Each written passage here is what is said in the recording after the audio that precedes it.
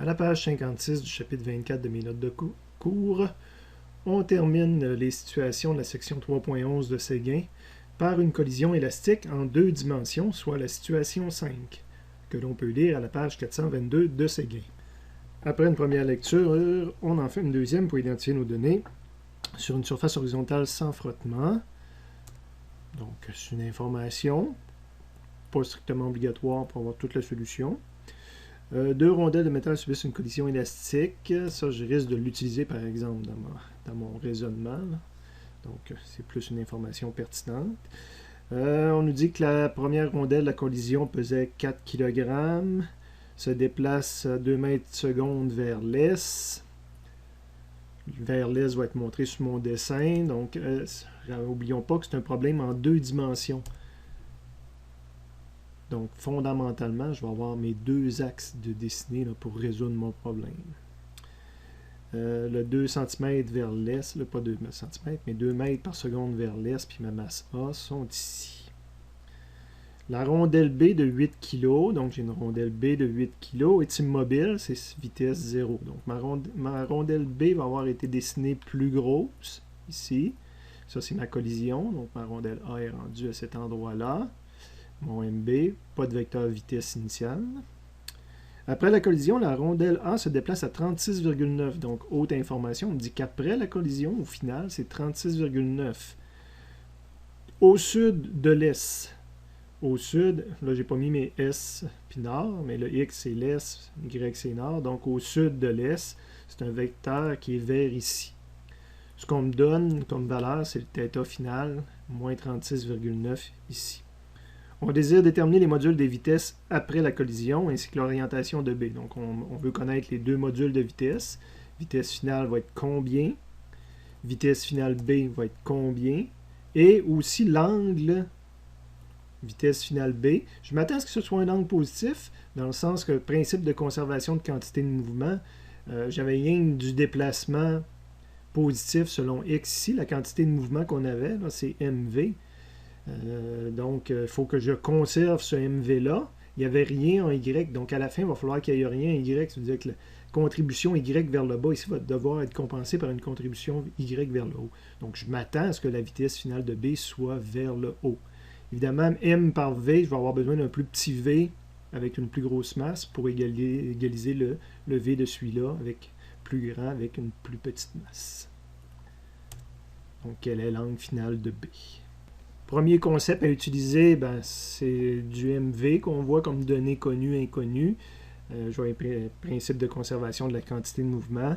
Selon X, donc un peu de vaisselle, on écrit toujours les trois mêmes premières lignes ou même on saute la troisième. Les quatre mêmes premières lignes, 3 ou 4, on écrit toujours la même chose. Si on a deux particules, évidemment, si on a autre chose que deux particules, le principe s'applique pareil puis pourrait être développé autrement. Et après, je suis prêt soit à mettre des chiffres, soit à écrire mes équations. Dans ce cas-ci, j'ai continué, je n'ai pas remplacé tout de suite mon MA par 4, mais ça serait possible de le faire. Vitesse finale selon X, je ne peux pas écrire ni un plus ni un moins. Enlever le X, c'est ça. Je peux pas. On n'est pas sur l'axe des X, ni vers l'avant, ni vers l'arrière. Dans ce temps-là, je le remplace par V final A et par le cos de l'angle. C'est le cos de l'angle qui va contenir, entre autres, une partie du signe. Va contenir le signe et entre autres quelque chose entre 0 et 100%, dépendant de quel angle que je suis. Ça serait 0% quand je suis totalement vers le bas, puis ça, c'est 100%. L'équivalent, ce pourcentage-là, étant calculé par un cos de l'angle. V initial, lui, est sur le bon axe, donc je dois le remplacer par plus V initial A. Dans les deux cas, j'ai traité le signe, soit à l'aide du cos, soit à l'aide directement du signe. Remarque, même si le vecteur aurait été vers l'arrière, vers le haut ou vers comme ça, s'il est comme ça, j'écris moins puis j'écris même pas d'angle. S'il est comme ça ou comme ça, j'écris pas de moins. Le cos de l'angle va contenir le moins. Évidemment, il faut prendre le bon angle pour faire apparaître ce moins-là. Là, ça serait des 90 plus quelque chose. Puis ici, ce serait un moins 90 moins quelque chose. On va le ramener à sa position initiale. MB, vitesse finale de B. Encore une fois, je ne peux pas dire ni plus ni moins. Je ne peux même pas dire que c'est V final B fois le cos de l'angle. Dans le fond, c'est une de mes inconnues que je cherche. C'est sûr que je cherche le module, mais là, il va falloir que je trouve ces deux composantes pour le recomposer après. Donc, je peux le laisser écrit de cette façon-là. C'est une des valeurs que je vais vouloir calculer si on veut. Vitesse initiale de B, ben, c'était un 0. J'isole justement une partie de mon inconnu que je cherche. Donc, ces termes-là vont s'en aller de l'autre côté. Je vais avoir MA vitesse initiale A. J'avais moins, ça devient plus. Puis ici, j'avais MA vitesse cos, mais il y avait un plus, ça devient moins de l'autre barre. Divisé par MB. Le MB qui était tout seul ici avec la vitesse finale va venir diviser à la fin. Et là, je peux écrire les chiffres, ou j'aurais pu le faire à l'inverse, écrire les chiffres ici, puis ramener ça sous forme d'une équation après, là, comme j'ai déjà fait dans le passé. Là, c'est intéressant si on veut avoir un système. Là, c'est l'expérience qui parle. Je sais que je vais avoir un système à 3 et même 4 équations, donc je suis peut-être mieux de faire mes calculs là, pour avoir assez de me ramener ça une équation facile à traîner ailleurs. Donc là, j'ai calculé que vaut 4 fois le cos de ça divisé par 8, puis que vaut 4 fois 2, 8, divisé par 8, ça donne le 1. Donc, j'ai une équation avec deux inconnus dedans. Ça me prend un autre outil. De toute façon, je suis en 2 dimensions. Je m'attends à voir à faire la même chose en Y. Donc, la vaisselle, les 3 ou 4 premières lignes, écrit en Y. Je commence à traiter mon problème GMA. Vitesse finale de A selon Y, mais c'est une vitesse avec un angle. Donc, le développement. Vitesse initiale de A selon Y, c'est 0, parce que j'étais à 100% sur l'axe des X. Le vecteur qui est ici. MB fois vitesse finale de B selon Y, c'est ma deuxième inconnue. Quand je vais la connaître avec le V final BX qui est en haut ici, ben je vais pouvoir les combiner pour trouver le point d'interrogation qui est ici. Moins le 0, parce que la vitesse initiale c'était 0 dans n'importe quel système d'axe. J'isole, le V final B selon Y. Donc le terme là va aller de l'autre côté, va devenir un moins, MA V final sinus, divisé par MB comme tout à l'heure. Je peux mettre des chiffres là-dedans, je peux faire des calculs pour essayer de simplifier mon équation maximum. Donc je suis rendu avec 2 équations, je suis rendu avec 3 inconnus. Une inconnue, 2 inconnus, c'est la même, et une troisième inconnue. Donc il faut que je fasse un step de plus. Évidemment, je ne peux pas prendre l'inversion des vitesses relatives parce que je suis en 2D. Donc page suivante, c'est le prochain outil à prendre. Prendre l'inversion des vitesses relatives, c'était l'équivalent de prendre le delta K est égal à 0. Je ne comprenais plus parce que ça complexait. Ça rendait les équations trop compliquées. Mais là, je n'ai pas le choix de le prendre d'une façon ou d'une autre. Sauf que cette fois-ci, au lieu d'écrire delta K est égal à 0, qui dans le fond est l'application du principe de conservation de l'énergie, ben, delta K est égal à 0, ça revient à dire K final est égal à K initial. Il faudrait que je reprenne au propre cette page-là. Là, j'ai encore des vieux termes après puis AV, après puis avant, mais ça revient à la même chose qu'écrire K final est égal à K initial. Ça revient également à la même chose que d'écrire delta K est égal à 0. Puis c'est le principe de conservation. Je l'écrivais souvent pas quand on faisait delta K est égal à 0, mais pourquoi qu'on écrivait delta K est égal à 0? C'est parce que c'était delta K plus delta UG plus delta UR, mais pas de delta UG, pas de delta UR, pas de WNC, donc j'avais un delta K est égal à 0. Je développe mon K avant en le divisant pour les deux termes, mon K après en le divisant pour les deux, quand je dis deux termes, les deux particules, et je vais dans le chapitre 17 tirer la formule, comment on calcule un K, c'est 1/2 MV. Évidemment, au départ, les 1/2 ne sont pas déjà barrés, parce que je ne sais même pas si je vais les barrer.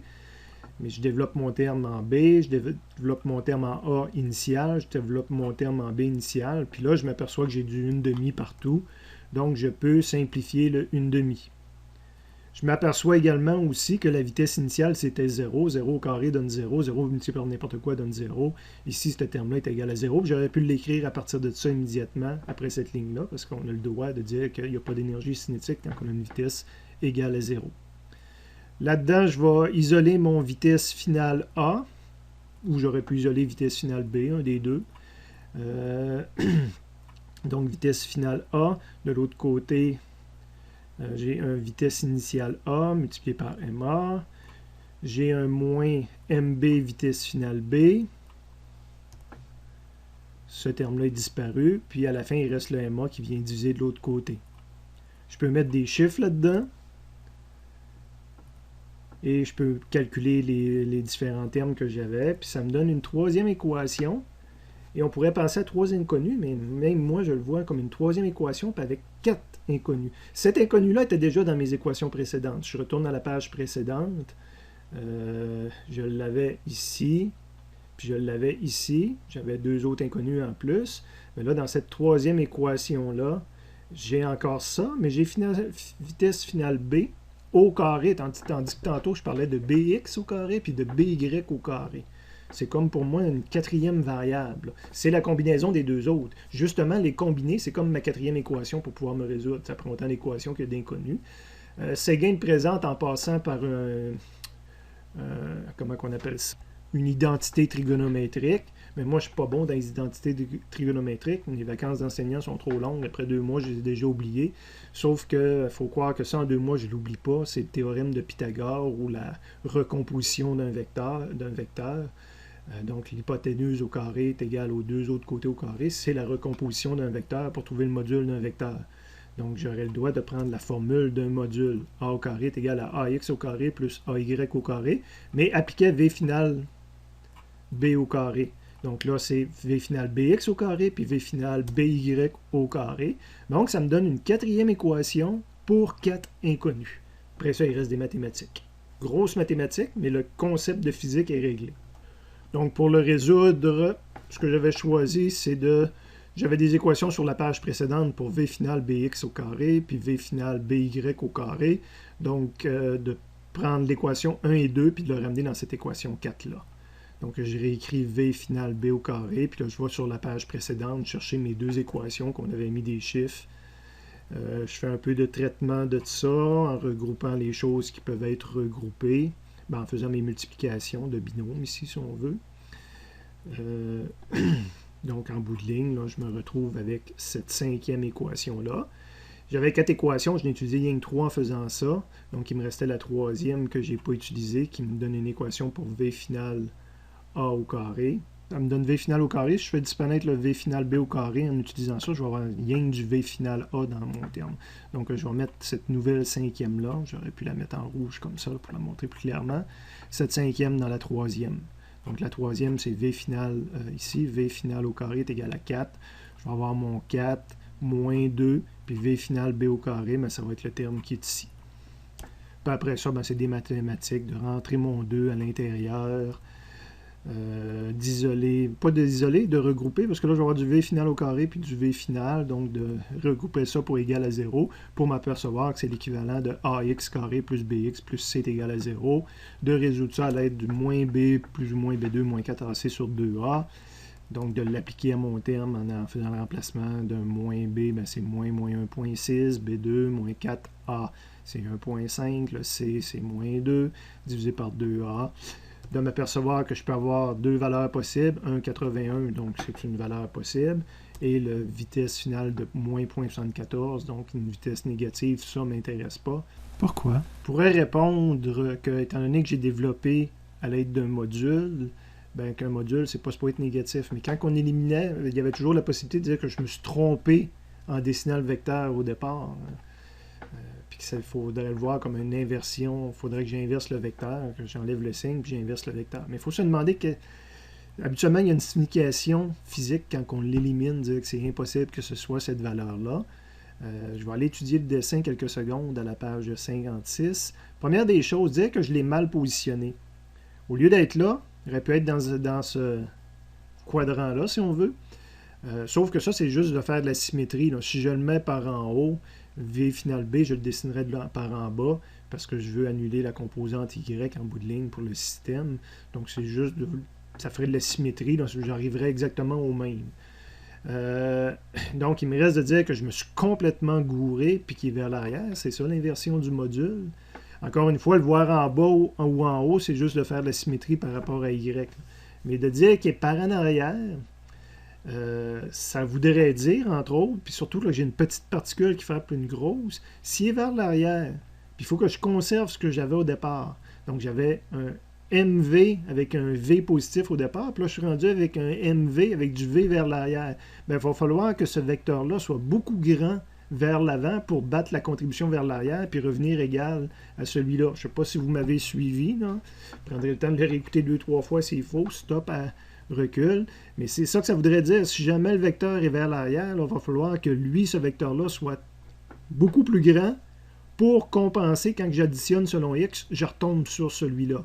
Parce que c'est ça la conservation selon x, là, de la quantité de mouvement. Bien là, une petite particule qui en gagne, qui en frappe une grosse, c'est dur en tabarouette de donner de la grosse. Habituellement, ce qui arrive parfois, c'est que justement, la petite va gagner beaucoup de vitesse par le principe de... Mais là, de réussir à faire gagner de la vitesse, là, je créerais de la quantité de mouvement. Là, une grosse particule qui est rendue avec un grand vecteur, j'ai plus de quantité de mouvement que je n'avais au départ. Donc, je créerais de la quantité de mouvement, ce qu'on n'a jamais observé. Donc, de dire que j'ai pas pris le bon sens, non, désolé, c'était vraiment le bon sens. Ben, j'aurais pu le mettre par en haut, comme j'ai dit, mais là, j'aurais mis l'autre par en bas, puis c'est rien de faire la symétrie. Donc, il n'y avait pas le choix d'être de ce côté-là. Donc, je n'ai pas fait d'erreur de signe, donc il n'y a aucune logique à prendre le module négatif. Et j'oubliais, je reviens à la page, j'avais pas le choix de le dessiner là. L'angle était donné. C'est comme si on avait fait l'expérience et on a observé qu'il était là. Donc, ça, c'était une donnée connue. Et c'est comme logique, vous voyez, j'ai expliqué que c'était impossible qu'il soit ailleurs que là. Ben, il aurait pu être en haut, l'autre aurait été en bas tout simplement. Fait que la donnée de l'expérience correspond à l'explication que je viens de faire, qui n'était pas facile à suivre, je m'excuse. On n'a pas fini le problème, parce qu'on a trouvé rien qu'un point d'interrogation des 3 points d'interrogation qu'on avait. On demandait aussi la vitesse finale B. Je pourrais prendre vitesse finale Bx puis By, là, les équations 1 et 2, pour avoir à les recombiner par après. Mais ici, j'avais déjà une équation qui avait le module dedans, puis là, je connais ça maintenant. Donc, à partir de la 3, je serais capable de trouver ma solution. Ce que j'ai fait à la page suivante, la page 58, donc j'ai dit de 3, ben, je peux calculer vitesse finale B.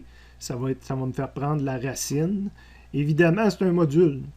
Donc, je devrais prendre juste le positif de la racine.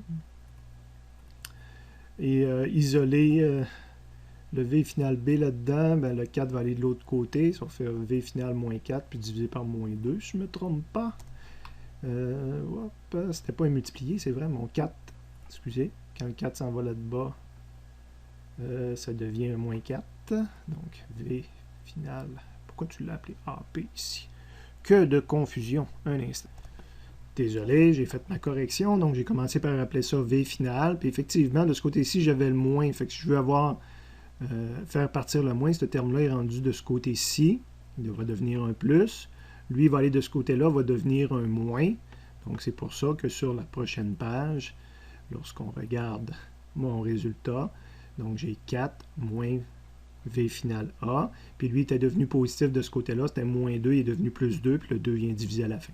Donc j'arrive, regardez les deux pages en ayant corrigé ça, puis vous allez voir que c'est la bonne équation. Je peux mettre des chiffres là-dedans avec mon 1.81 que j'ai calculé tout à l'heure, et ça me donne 1.61 mètres secondes. Il me reste à calculer l'angle de B final. J'ai différentes façons de le faire, soit une des plus faciles, ben, c'est BY sur BX. Et là, je vais être obligé de réutiliser mes équations 1 et 2. Donc, ce qui est écrit ici, j'ai utilisé les équations 1 et 2. Donc, petite note là pour que vous puissiez essayer de le retrouver, ceux-là qui ont besoin des mathématiques. Mais j'ai remplacé ça par l'équation 1 ou 2. Il faudra aller voir ces deux pages précédentes. Puis V final BX, ben, je l'ai remplacé par soit l'équation 1, soit l'équation 2. Et maintenant, ben, ça me permet de la réécrire avec le 1.81 de tout à l'heure, de traîner le plus de chiffres possible, si on va avoir le plus de précision possible. Gros problème, excusez un petit peu ma confusion tout à l'heure, mais problème, évidemment, quand on est rendu à 4 équations, 4 inconnues, c'est sûr qu'on est rendu avec un gros problème mathématique.